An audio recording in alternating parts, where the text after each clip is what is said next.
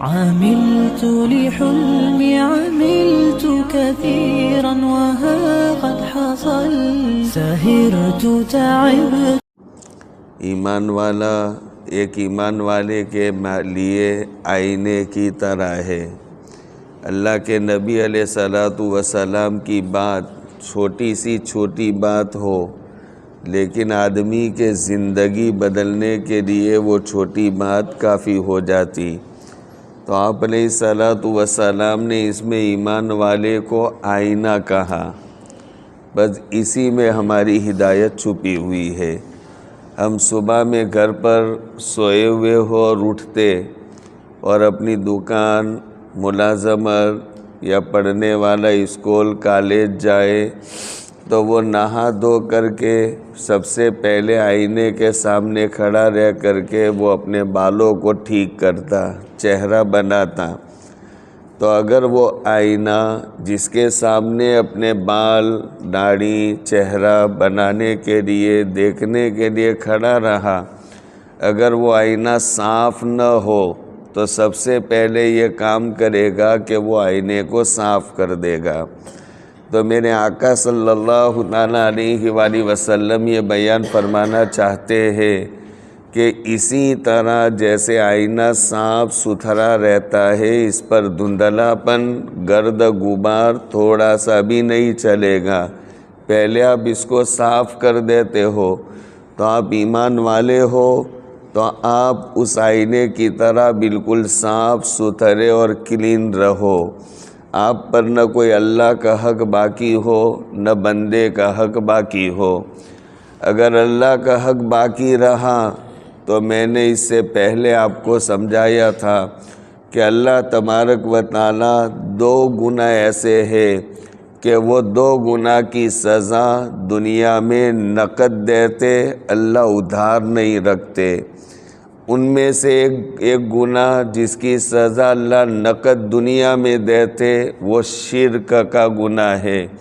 کہ اللہ تبارک و تعالیٰ کسی کو اپنے ساتھ شریک کرنا پسند نہیں کرتے کہ میں نے تم کو پیدا کیا، میں نے آنکھیں دی، میں نے زبان دی، میں نے کان دیے، میں نے طاقت دی، میں نے دل دیا، میں نے گردے دیے، سب میں نے آپ کو دیے، اور جب ضرورت پڑے تو مجھے چھوڑ کر کسی اور کے پاس چلے جاؤ تو یہ مجھے برداشت نہیں ہوگا. تو اللہ نے قرآن کریم میں کہا ان اللہ لا یغفر ان یشرک بہ ویغفر ما دون ذلک لمن یشاء. اگر اللہ کے ساتھ کسی کو شریک کرو گے کہ روزی اللہ دیتا ہے لیکن فلانے سے بھی ہمیں ذرا تعلق ٹھیک کرنا پڑے گا اور ان کو خوش کریں گے تو روزی ملے گی، تو روزی کے معاملے میں اللہ کے ساتھ دوسرے کو شریک کر دیا. یہ ہے شریک کرنے کا معنی کہ جو کام اللہ ہی کر سکتے ہیں وہ کام کے بارے میں یہ سوچنا کہ فلانے بھی کر سکتے، ان سے مانگو، ان کو خوش کرو تو وہ بھی یہ کام کریں گے، تو اس کو کہتے ہیں شرک، اللہ کے ساتھ دوسرے کو شریک کرنا. تو ایک گناہ ہے شرک کا کہ وہ ایسا سنگین گناہ ہے کہ اس کو اللہ پاک سزا اس کی ادھار نہیں رکھتے، دنیا ہی میں اللہ اس کو سزا دے دیں گے. اور دوسرا ایک گناہ ہے میرے بھائیوں، اپنے والدین کو ستانے والا، دکھی کرنے والا، پریشان کرنے والا، ان کے دلوں کو زخمی کرنے والا. تو یہ والدین جس سے دکھی اور پریشان ہو تو یہ دوسرا ایک ایسا سنگین گناہ ہے کہ اللہ پاک اس کو بھی ادھار نہیں رکھتے. اس کا بدلہ بھی اللہ پاک دنیا میں دے دیں گے مرنے سے پہلے پہلے. ایسے بھی واقعات ہوئے ہیں کہ والدین کو ستانے والے کے بدن میں سڑن پیدا ہو گئی، کچھ کام کا نہیں رہا، اور وہ راستے اور چوراہے پر بیٹھا رہتا، اور لوگ اس کو روٹی کے ٹکڑے ڈالتے، ہاتھ سے بھی معذور، تو وہ کتے کی طرح یوں روٹی کھاتا رہتا۔ والدین کو ستانے والا، ماں باپ کو ستانے والا، اللہ پاک اس کی سزا ادھار نہیں رکھتے دنیا میں، اس لیے کہ اللہ نے پیدا کیا، لیکن اللہ نے پیدا کر کے جو تمہیں دنیا میں لانے کا سبب بنا ہے وہ تو ماں باپ ہے۔ ماں باپ نہ ہوتے تو تم نہ ہوتے، لہذا تم آج کے کلیکٹر ہو یا جو صاحب بھی ہو کہ تم کو ملنے کے لیے لوگ لائن میں کھڑے رہتے، لیکن وہ تمہاری ماں جس کی ناک سے رینٹ نکلتا رہتا، تمہارا باپ جو جس کے بدن سے بدبو آتی رہتی، وہ اگر ماں اور باپ نہ ہوتے تو تم آج یہ کلیکٹر کے عہدے پر بھی نہ ہوتے۔ تم یہ مقام تک اس لیے پہنچے کہ تمہاری ماں تھی، تمہارے باپ تھے، تو ماں اور باپ کی وجہ سے تم یہاں تک پہنچے۔ تو اس ماں اور باپ کو ستانے والا، یہ دنیا میں اللہ پاک اس کو سزا دیتے۔ تو ایک تو اللہ کا حق ضائع کرنے والا، یعنی اللہ کے ساتھ شریک کرے، دوسرے کو یہ کام اللہ بھی کرتے وہ بھی کرتا۔ حضرت عائشہ رضی اللہ تعالی عنہا اللہ کے نبی علیہ السلام کی زوجہ محترمہ، آپ علیہ السلام کی بیوی اور ہماری ماں ہیں، اور اللہ کے نبی علیہ السلام نے جو 9 شادیاں فرمائیں، ان میں سے کسی سے اولاد نہیں ہوئی، کسی سے۔ ایک پہلی عورت جو اللہ کے نبی علیہ السلام کو پہلے سب سے پہلے نکاح ہوا تھا، ان سے ساری اولاد ہوئی، اور ایک ابراہیم ماریہ قبطیہ سے۔ تو یہ 2 سے، ایک بیوی سے اور ایک باندی سے، اور جو آپ دنیا سے پردہ فرما گئے اور 9 بیویاں چھوڑ کر گئے تھے، ان میں سے کسی کو اولاد نہیں تھی۔ ایک مرتبہ حضرت عائشہ رضی اللہ تعالیٰ عنہا، اللہ کے نبی علیہ السلام دونوں بیٹھے باتیں کر رہے تھے، اتنے میں ایک چھوٹا سا گڑیا، خوبصورت بچہ یہ کھیلتا ہوا آ گیا، تو جس کو اولاد نہ ہو تو وہ بہن کو بیچاری کو ہر وقت یہی کوئی بچہ دیکھے تو میری گود بھی ایسی بھر جائے، اللہ مجھے بھی ایسا بچہ دے دے، یہ تمنا رہتی ہے، دعائیں کرواتی ہے، علاج کرتی رہتی۔ تو عائشہ رضی اللہ تعالیٰ عنہا نے اللہ کے نبی علیہ السلام سے آنکھوں میں آنسو بھر کے کہا کہ حضور یہ ایک بچہ اگر مجھے بھی مل جائے تو آپ نے اس کا جواب دیا کہ عائشہ یہ خزانہ میرے پاس نہیں ہے، یہ کام میں نہیں کر سکتا، یہ تو اللہ کا کام ہے۔ تو اللہ کے نبی علیہ السلام سے بڑا تو کوئی ہے نہیں، لیکن آپ بھی فرماتے ہیں کہ عائشہ یہ بچہ اور اولاد دینا یہ میرے بس کی بات نہیں ہے، یہ کسی اور کا کام ہے۔ اب اگر میں سمجھوں کہ اولاد تو وہاں سے ملے گی، دکان تو یہاں سے چلے گی، روزی تو ان کو خوش کرنے سے، اسی کو کہتے میرے بھائیوں شریک کرنا۔ یہ ایک ایسا سنگین جرم ہے کہ اللہ پاک موت سے پہلے ضرور سزا دیں گے۔ اور دوسرا ماں باپ کو ستانے والا، تو یہ حدیث میں کہا گیا المؤمن مرآت المومن، ایمان والے ہو تو آئینے کی طرح کیسے رہو، صاف کلین، نہ بندے کا حق اپنے ذمے نہ اللہ کا حق اپنے ذمے۔ سنو ایک بات، بہت بڑے ولی تھے، بہت بڑے ولی تھے، یعنی بہت بڑے ولی تھے، اور واقعتاً بڑے نیک آدمی، کوئی ان سے پریشان نہیں، سبوں کے حق ادا کرنے والے، اور سبھی ان کو محبت اور پیار کی نگاہ سے دیکھتے اور سمجھتے کہ یہ تو واقع میں اللہ کا آدمی ہے، اور واقع میں تھے بھی ایسے، اور لوگوں کی خدمت، دین کی خدمت، اس کے علاوہ دوسرا ان کا کوئی کام ہی نہیں تھا۔ لیکن وہ مر گئے تو ان کے ایک پڑھنے والے، ان کے پاس پڑھنے والے طالب علم اسٹوڈنٹس ان کو خواب میں آئے کہ عذاب تو نہیں ہو رہا لیکن ان کے لیے جنت میں جانے کی اجازت نہیں، اور باہر کھڑے لائن میں انتظار میں کہ جنت کا گیٹ کھلے اور ملے، اور ان جب لوگ جاتے ان کی باری آتی ہے تو بند ہو جاتا ہے، کھڑے رہو تم، جانے کی اجازت نہیں۔ تو وہ طالب علم نے جو ان کا مرید تھا اس نے خواب میں یہ دیکھا تو کہا حضرت کیا حال ہے؟ کہ یار سب اچھا حال ہے لیکن اللہ پاک نے مجھے جنت میں جانے سے روک رکھا۔ حضرت آپ کا تو کوئی عمل ایسا تھا نہیں کہ جس سے آپ جنت میں جانے سے روکے رہو، تو کیوں آپ کو جنت میں جانے سے روک دیا گیا؟ یہ جواب سنو بیس نگر کے اچھے میرے بھائیوں، بہت سے میرے نوجوان بچے بیٹھے، سنو۔ کہا واقعی میں میرے اعمال اچھے تھے، کوئی عمل ایسا نہیں جو جنت میں رکاوٹ کا سبب بنے، لیکن ہوا ایسا کہ مجھے کپڑا سلنے کے لیے سوئی کی ضرورت پڑی، اور وہ سوئی میں نے پڑوس سے لی تھی، اور وہ کہ اب میں یہ سمجھ کر کے کہ دے دیتا ہوں، تو یہاں ابھی موقع نہیں تھا دینے کا، تو میں نے دیوار میں کسی جگہ پر اس کو اڑس لی، وہاں اٹکا لی، اور کہ میں بعد میں عصر کے بعد مغرب کے بعد پہنچا دیتا ہوں، اور اتنے میں بھول گیا اور میری موت ہو گئی۔ تو وہ سوئی جو میں نے قصداً کسی کا حق نہیں دبایا، ارادتاً میں نے نہیں دبایا،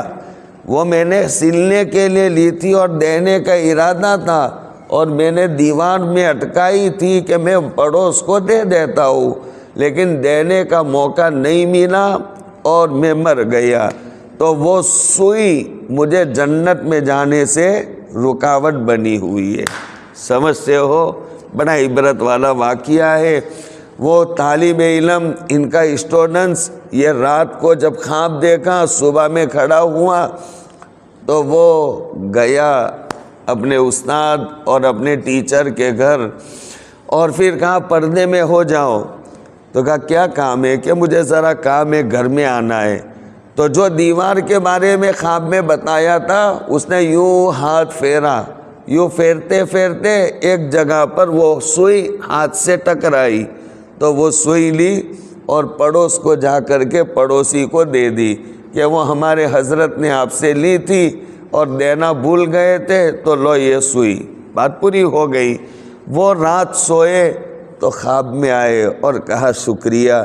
تو نے میرے لیے گیٹ جنت کا کھلوا دیا۔ ایک سوئی حق دبایا تھا جس کے نتیجے میں اللہ نے جنت کا دروازہ ان کے لیے بند کر دیا۔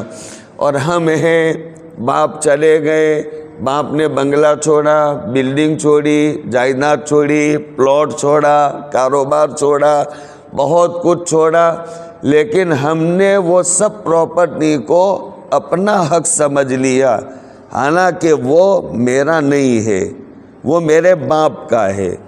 اور میرے باپ کا بیٹا میں ہوں، تو وہی میرے باپ کی بیٹی میری بہن ہے، تو وہ باپ کی ملکیت میں، میراث میں میرا بھی حق ہے اور بہن کا بھی حق ہے۔ تو میں کیا یہ حق رکھتا ہوں کہ میں اس پر قبضہ جما لوں؟ اب وہ بہنوں کو اگر میں نے حق نہیں دیا تو پھر ایک سوئی، وہ سوئی کی وجہ سے جنت کا دروازہ نہیں کھلتا، تو وہ میرے باپ کی ملکیت ہے، میں کما کر جمع کروں تو اس میں تو میری مرضی، بہن کو ایک آنا نہ دوں، بہن میرے گھر آئے تو میں چائے بھی نہ پلاؤں، میری مرضی، میری پراپرٹی میں نے محنت سے جمع کی، لیکن یہ میری نہیں ہے، یہ میرے باپ کی ہے، اور باپ کی ملکیت میں جیسے بیٹوں کا حق ہے ایسے بیٹیوں کا بھی حق ہے۔ اب وہ بیٹیوں کو نہیں دیا، بیٹی بیچاری مانگ بھی نہیں سکتی، اور اس کا جتنا حق ہے وہ حق نہیں دیا، وہ راضی ہو کہ نہ ہو،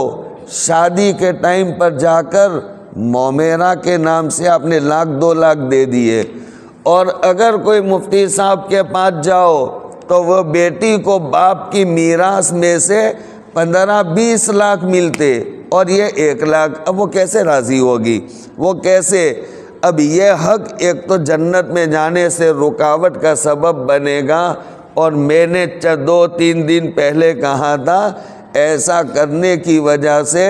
ابھی باپ کی ملکیت پر تم نے قبضہ کر لیا، ایک دم سے سیٹھ بن گئے، لیکن کل کے تم فقیر ہو۔